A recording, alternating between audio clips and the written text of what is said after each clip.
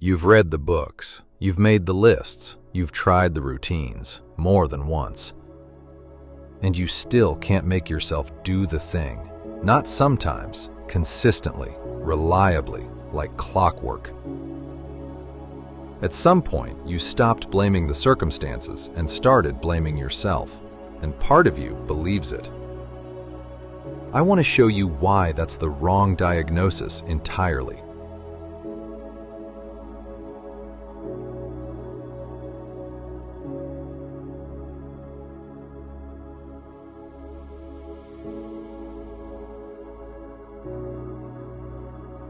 Here's what nobody tells you about discipline. It was never meant to carry the whole weight.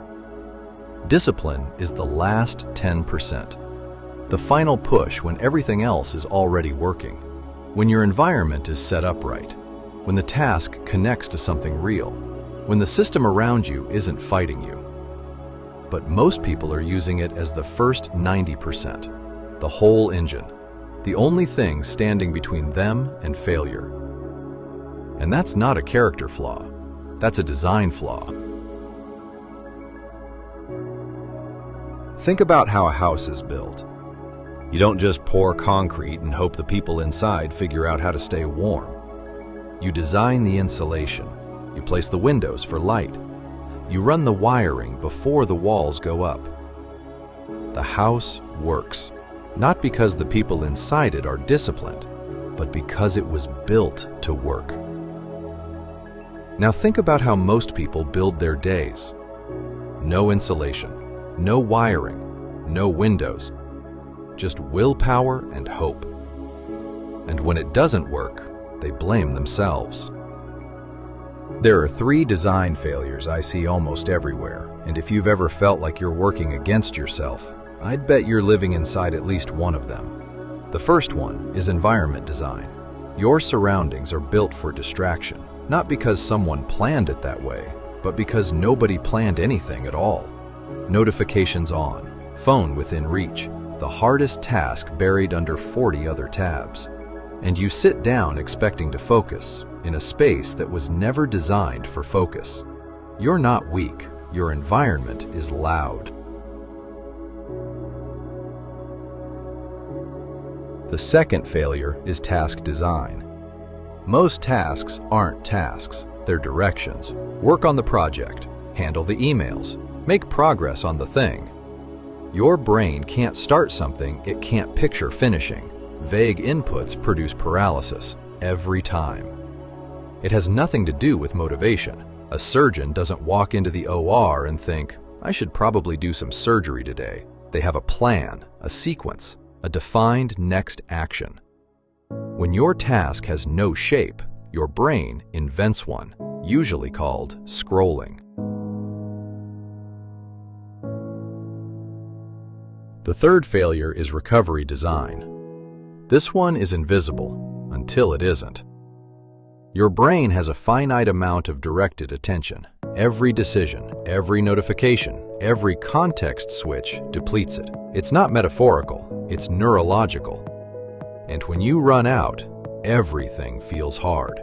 Focus disappears. Small tasks feel enormous. You sit down to work and feel nothing. Most people interpret that as laziness. It's not. It's a depleted system trying to run on empty. And the answer isn't more discipline. The answer is recovery, built into the design. Here's what happens when you don't fix it. You keep trying harder. You add more discipline to a system that was never the problem. And for a while, it works. You push through, you produce, you function. But every year, the gap gets a little wider between who you are at your best and who you manage to be inside a system that was never designed for you.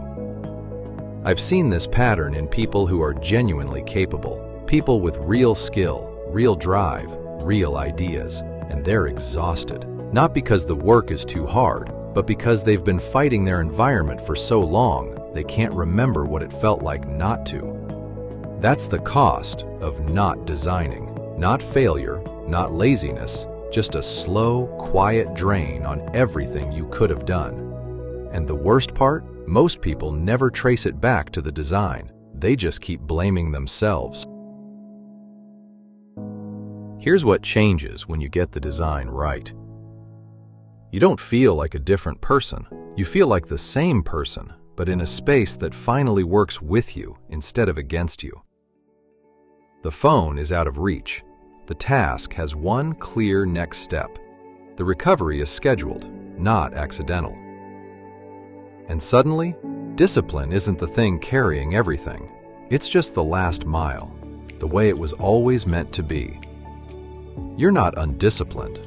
You've been under-designed.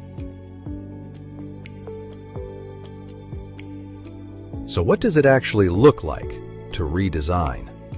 Environment, one active tab. Phone in another room, a space that signals work, not possibility. Task, never write work on X. Write the first physical action. Open the file.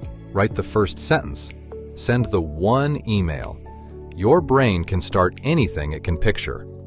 Recovery, scheduled stops. Not when you're burned out, before. 20 minutes of real rest is worth 2 hours of grinding on empty. None of this requires more willpower. All of it requires better architecture. Most people never question the structure they're working inside. They just try harder, add more discipline to a system that was never the problem. The problem was always the design. You're not the broken part, the environment is. Fix the design and discipline becomes easy, because it was only ever meant to be the last 10%, not the whole road. This is what unseen is about, the patterns hiding right in front of us, the ones we've been trained not to see. New video every week. If that's the kind of thinking you want more of, you're already in the right place.